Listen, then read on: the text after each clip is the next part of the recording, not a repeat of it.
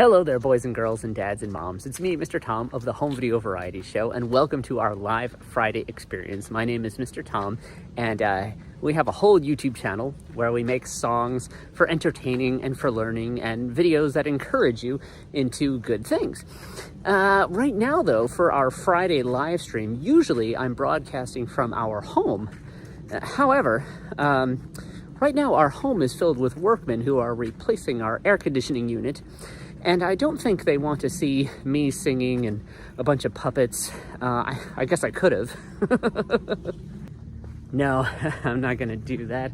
No, I'm going to take a walk instead. And I invite you boys and girls to join me as we take a walk in the winter woods of Florida. That's right. Now you see the green behind me and you see all the palm leaves and you think, Mr. Tom, that does not look like winter time. That looks a lot like summer, very tropical. Yes, it's true. It is very tropical. However, though, it is certainly still winter time here, even in Florida. Right now where I'm talking from, it's about 50 degrees. And, well, that's pretty cold for midday. And overnight tonight, it'll be in the 30s. Well, that's pretty cold too, though I bet some of you boys and girls are probably feeling some colder temperatures. I know there's a lot of snow going on in places for sure. So if you want to, you can write down in the comments, what is your weather like for you today? Are you seeing snow? Are you feeling temperatures colder than 30 degrees? I'll bet you are. But for those of us in Central Florida, this is pretty cold. Though I have to tell you, actually, this is not the coldest it's ever been in Central Florida. No, actually, we had an event here, well, before I was born and before you were born, where Florida had some very, very cold temperatures. It was called the Great Freeze. And I'll let Grandpa tell you about it. Hey there, boys and girls. Well, if you think it's cold, let me tell you about a time that was even colder. Yeah, the Great Freeze of Florida in 1894 to 1895. Yeah, here's all about it. The Great Freeze was one of the most devastating climactic events in all of Florida's history, particularly for its burgeoning citrus industry. This catastrophic event comprised of two severe cold snaps. The first one struck on December 29th in 1894, with temperatures dropping to as low as 18 degrees Fahrenheit in Orlando, and followed by another, even harsher freeze. And that was on February 7th through the 9th in 1895. The initial freeze damaged much of the citrus fruit, while that second one, coming after a deceptive period of mild weather, destroyed the trees themselves, with one area seeing temperature as low as 11 degrees. This double punch led to the near total obliteration of Florida's citrus crop, reducing production from things like 6 million boxes of oranges in 1894 to just 100,000 boxes the following year. The economic fallout was immense, with land values plummeting and many growers abandoning their groves, either moving north or south or looking for frost-free locations elsewhere. Recovery was slow. It took decades, and sometimes even whole towns just disappeared. Yeah, everybody moved away because it was just too cold. Well, so in case you're feeling cold, maybe that story will warm you up, because it's not as cold as it once was back in 1894 to 1895. So it is cold here today, but it's a beautiful day to go for a walk. And you know what the best part is about, I spend a lot of time outdoors and hiking here in Central Florida. And I have to tell you, the worst part of it all is not the heat or the humidity. Those are sometimes pretty tough. It's the mosquitoes. For sure, the mosquitoes are just relentless. And especially where you have places like here, like over here, you have these, areas of water, and mosquitoes just love to, lay their eggs in that water. And we have so many areas with water around here. And so there's plenty of mosquitoes, but not at this time of year. No, not when it's this cold out. So this is truly wonderful. And I certainly love walking around at this time of the year. This is a great time, even though it's not as green as it usually is. It doesn't matter. It's a great time to get outdoors. Compound prepositions. Compound prepositions. According to, in addition to, except for, in front of, out of, instead of. Compound prepositions. According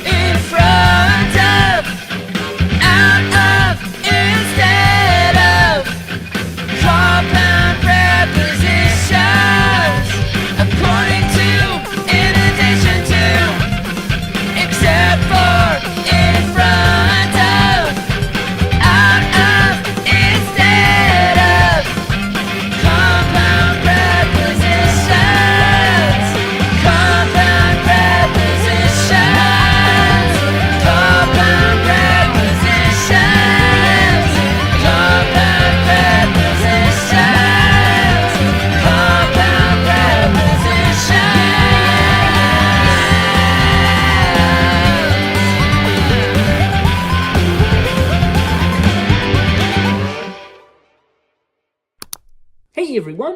How would you like to hear a poem on a cold and wintry day such as this? Well, we've got the perfect poem just for you.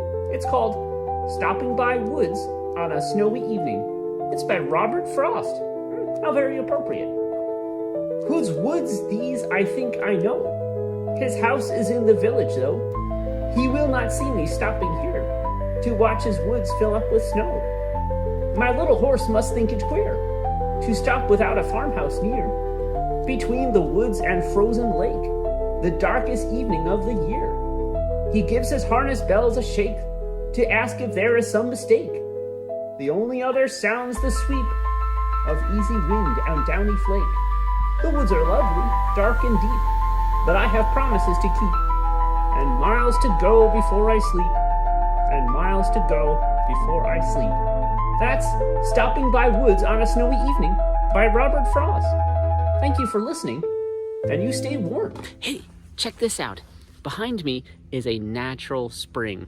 See this water here behind me? It didn't just come from rainwater. This water here is bubbling up from the ground. We have a lot of these in Central Florida and all over the state. They are a very interesting and unique natural feature to Florida. And there are one of the many reasons why I like to go hiking and see these outdoor features. We don't have mountains, say like you do, but we have these. We have these natural springs. See that? That water is actually trapped deep below the earth in those lower layers, and it works its way up till eventually just sits here in these pools, and it kind of flows off into rivers and streams and other and estuaries and other bodies of water. But here sometimes it just stays here and pools up. Now you see that interesting color to the water. It's a very bluish kind of, that's not a photography trick I'm doing. That's actually due to the presence of different minerals that are in the water itself and how they reflect the sunlight, things like copper or iron. Anyway, so there's a very heavy mineral presence in the water, which gives it that color, that bluish kind of aqua color. It's really, really neat. Here, I'll give you a closer look.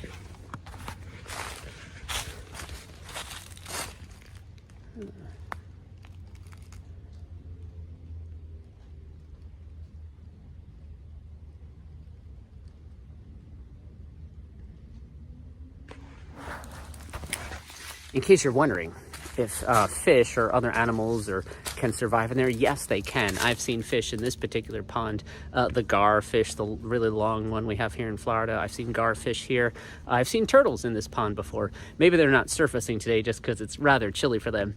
But I've seen definitely some aquatic animals and reptiles and things here in this natural spring. It's a pretty awesome thing to see.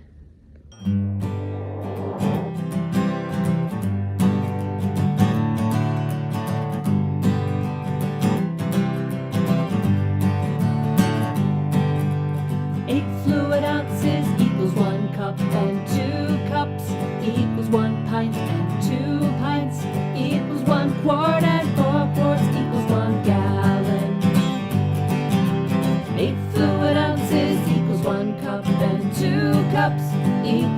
pint and 2 pints equals 1 quart and 4 quarts equals 1 gallon. 8 fluid ounces equals 1 cup and 2 cups equals 1 pint and 2 pints equals 1 quart and 4 quarts equals 1 gallon.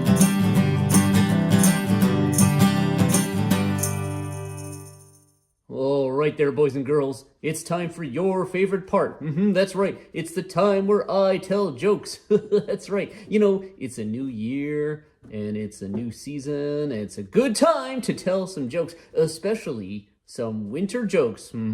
I bet a lot of you are feeling cold and wintry right now. Yeah, that's right. Christmas is over, but it's still winter and the snow still falls down. So it makes me think of jokes like, what kind of fish do penguins catch at night? Yeah, that's right, penguins. Yeah, those aquatic birds that live in Antarctica. What are their favorite type of fish to catch, but at night? It is starfish. That's the answer. Okay, who is Frosty's favorite ant? Well, Frosty's favorite ant would be none other than Antarctica. That's right. Hey, what is the Mexican dish that snowmen like? Yeah, that Mexican dish. Burrito. Okay, last one. Where does a snowman get the weather report? Yeah, I know where you get it from, where I get it from, but where does a snowman get it from? From the Winternet. I think he does all of his internet browsing on the Winternet. All right, well, thank you, boys and girls, for listening. I hope you repeat those jokes to your brothers and your sisters and your mom and your dad and your aunt and your uncle and your grandpa and your grandma and everybody. Let them know how funny you are. Okay, see you later. We're about to finish up here, boys and girls, but I want you to check out this tree. It's old and it's dead, but it was a big one. That's a cypress tree. Here, let me get a little closer. It's pretty big. We have some big ones around here. In fact, there's some that are almost 2,000 or 5,000 years old that are here in this area of Central Florida. And it's pretty neat. So you really got to go outdoors to see all the neat things about whatever area you live in, whether you live in somewhere like Ohio or Tennessee. There's many great natural wonders around you. The final thing I wanted to say, boys and girls, was to encourage you. I know this time of year, Christmas is over, and that's a hard and sad pill to swallow. You know, you just had such a great time eating delicious foods and gifts and family members and special music and colored lights and everything and candles, and it's wonderful. It is wonderful. It is very special. And I encourage you, children, not to be discouraged by the fact that it's over, and instead embrace the hard work that is ahead of you in your schoolwork, writing papers, reading books, doing math assignments, arithmetic, grammar, all these things. Even moms and dads too, tutoring work. And sometimes we seem to, it's a little bit discouraging finishing up a season, a restful season and going back into hard work. But again, the Bible commands us to work hard. Think of, Colossians 3:23? Work at everything you do with all your heart. Work as if you are working for the Lord. So it is good to work hard. It is something God has designed, and it's actually something that makes the special times, the Sabbath times, the restful times, more restful, because when you work hard, you will enjoy your rest. If you're a person that doesn't really do much work or you didn't really try that hard, you feel a little bit guilty.